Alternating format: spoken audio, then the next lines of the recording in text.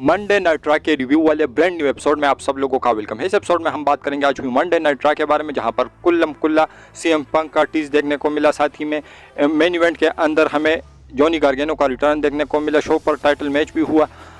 Seth Rollins के ऊपर Nakamura ने एक बार फिर से अटैक किया और भी अच्छी चीज़ें हुई। तो वीडियो काफ़ी इंटरेस्टिंग होने वाली है, एंड तक देखिए। अगर पसंद आए तो वीडियो को लाइक करें, शेयर करें और फर्स्ट टाइम विजिटर चैनल को जरूर से सब्सक्राइब करें। तो इंट्रो के बाद विदाउट वेस्टिंग ज़्यादा time let's begin this video.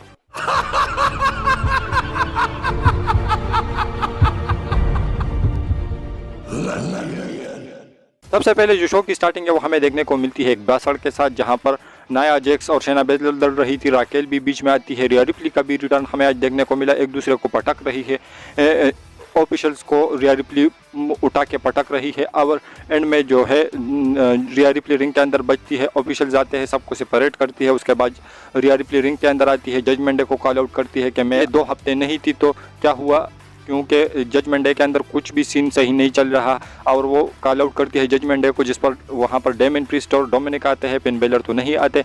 उसके बाद वो डेमियन प्रीस्ट को सारी चीज़ों का कसूरवार ठहराती है। उसके बाद वो कहती है कि जो डोमिनिक है उसको कहती है कि तूने नॉर्थ अमेरिकन चैंपियनशिप हारी है और कल वो मुझे दोबारा चाहिए। अगर तुम वो मैच जीत नहीं पाए और ना ही वो उस टाइटल को दोबारा लेके आए जजमेंट डे के अंदर, तो फिर यहाँ पर आना तुम्हारे लिए सही नहीं होगा और ना ही तुमको जजमेंट डे के अंदर जगह मिलेगी। इसके बाद जो है जे ऊसो आते हैं। जे ऊसो और डोमिनिक मिस्टीरियो के दरमियान बातें होती रहती है। उसके बाद जजमेंट डे अटैक करती है जे ऊसो के ऊपर। वहाँ पर जो कोडी रोड है वो आते हैं और एंड में जो डोमिनिक है उसको एक क्रॉस रोड भी लगा देते हैं।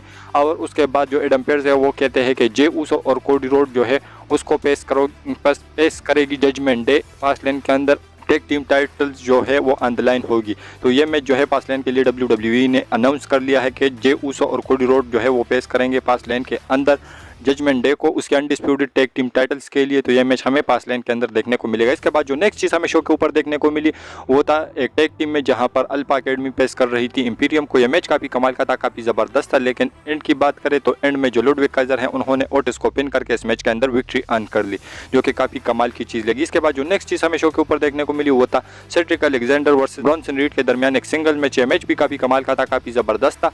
लेकिन एंड में जो ब्रॉन्सन रीड है उन्होंने अपना फिनिशर सोनामी लगाकर इस मैच के अंदर विक्ट्री अर्न कर ली। इसके बाद जो नेक्स्ट चीज़ शो के ऊपर होती है वो होता है कॉन्ट्रैक्ट साइनिंग, जहां पर जो तमासो चैंपा है वो कॉन्ट्रैक्ट साइन करते हैं गुंतर के साथ। जो इंटरकॉन्टिनेंटल चैंपियनशिप का मैच होने वाला होता है, जो कि ऐसा लग रहा था कि फास्ट लेन के अंदर होगा, लेकिन इस तरीके से इन दोनों के दरमियान ट्रैश टॉक हो गई कि ये जो मैच है ये आज ही शो के लिए जो मेन इवेंट है उसके लिए WWE ने अनाउंस कर लिया। और अनाउंस WWE ने नहीं किया बल्कि गुंतर ने कहा कि मैं आज शो पर तेरे से लड़ूंगा। और ऐसा लग रहा था कि जो तमासो चैंपा है वो आज हरा देंगे गुंतर को, क्योंकि उसका जो एग्रेसिव फेस देखने को मिल रहा था तो वो कुछ अलग ही लग रहा था। लेकिन जो एंड है इस कॉन्ट्रैक्ट साइनिंग की वो होती है तमासो चैंपा की स्टैन टॉल के साथ, क्योंकि उन्होंने जो टाइटल फेंका उसके ऊपर तो वो काफ़ी कमाल का लगा और काफ़ी ज़बरदस्त था। तो ये जो मैच है ये बात के लिए WWE ने अनाउंस कर लिया। इसके बाद जो नेक्स्ट चीज़ हमें शो के ऊपर देखने को मिली वो था सेथ रॉलिंस का इंटरव्यू करना माइकल कोल के साथ। वो माइकल कोल उसको कहते हैं कि भाई तुम्हारे बैक का जो इशू है वो कुछ ज़्यादा होगा और इस वजह से तो इसकी वजह से करियर भी तुम्हारा तबाह हो सकता है, क्योंकि ये लास्ट मैन स्टैंडिंग मैच है। जिस पर जो सेथ रॉलिंस है वो कहते हैं कि भाई तू किस चीज़ के लिए जाना जाता है, तो वो कहता है कि इंटरव्यू के लिए। कितना टाइम हो गया, तो 26 साल उन्होंने कहा कि 26 ईयर्स जो है वो हो चुके हैं। तो ऐसे में सेथ रॉलिंस के बारे में भी वो बात करते हैं कि सेथ रॉलिंस जो है उसके कैरेक्टर गिना रहे होते हैं कि वो विजनरी है, वो रिवोल्यूशनरी है और सारी जो उसके कैरेक्टर्स है वो गिना रहे होते हैं। लेकिन उसको जो बात है वो कहते हैं कि पपेट और मैनिपुलेटर जो कहते हैं, जो कि रिंग ऑफ ऑनर जो रेसलिंग कंपनी है उसके अंदर जो सीएम पंक है वो अपने प्रोमो के अंदर यूज़ करते थे। तो ऐसे में ये सीधा सीधा टीज था और ऐसे में अब फैंस ये स्पेकुलेट कर रहे हैं कि सीएम पंक क्या आने वाले हैं सेथ रॉलिंस की टाइटल के लिए। तो ये देखना इंटरेस्टिंग रहेगा। लेकिन नाकामुरा इसके बाद टाइटन स्क्रीन के ऊपर अपेयर होते हैं। वो सेथ रॉलिंस से कहते हैं कि शट अप। उसके बाद जो है वो उसके ऊपर अटैक भी करते हैं और काफ़ी ब्रूटल अटैक करते हैं। एक बार जो किंग शासा है वो लगा देते हैं, उसके बाद काउंट डाउन करते हैं। उसके बाद जैसे ही सेथ रॉलिंस दोबारा खड़े होते हैं एक बार फिर उसको पटक देते हैं चेयर के ऊपर से और उसके बाद एक और किंग शासा लगाकर यहाँ से चले जाते हैं। तो ये जो चीज़ थी ये काफ़ी कमाल की थी। और आज कुल्लम कुल्ला WWE ने जो CM पंक है उसका एक बार फिर से टीज ड्रॉप किया। तो आप लोगों को ये कैसा लगा? इसके बाद जो नेक्स्ट चीज़ शो के ऊपर होती है वो होता है जेवियर वुड्स और साथ ही में जो आई बार है उसके साथ मैच था। ये मैच काफ़ी कमाल का था, काफ़ी ज़बरदस्त था, लेकिन एंड में जो आई बार है वो इस मैच के अंदर जीत जाते हैं। इसके बाद जो नेक्स्ट चीज़ हमें शो के ऊपर देखने को मिलती है वो होता है टीगन नॉक्स और चेल्सी ग्रीन के दरमियान एक सिंगल मैच, और इस मैच के अंदर टीगन नॉक्स जीत जाती है। इसके बाद जो नेक्स्ट चीज़ शो के ऊपर होती है वो होता है मिज और ड्रू मैकिंटायर का मैच, और इस मैच के अंदर जो ड्रू मैकिंटायर है उन्होंने अपने फिनिशर के साथ विक्ट्री अर्न कर ली। और ये यहाँ पर हमें कुछ टीजेस भी देखने को मिले कि जो ड्रू मैकिंटायर है उसका हिल टर्न होने वाला है, तो यहाँ पर कुछ टीजेस भी हमें देखने को मिले। ऐसा नहीं था कि जो ड्रू मैकिंटायर है वो पूरे हील में कन्वर्ट हो गए है, लेकिन थोड़ा थोड़ा लग रहा था कि जो ड्रू मैकिंटायर का बिहेवियर है वो थोड़ा सा चेंज हो गया है। इसके बाद नेक्स्ट और मेन इवेंट हमें जो देखने को मिला वो था इंटरकॉन्टिनेंटल चैंपियनशिप का मैच, जहां पर गुंतर पेश कर रहे थे तमासो चैंपा को। यह मैच काफ़ी कमाल का था, काफ़ी ज़बरदस्त था।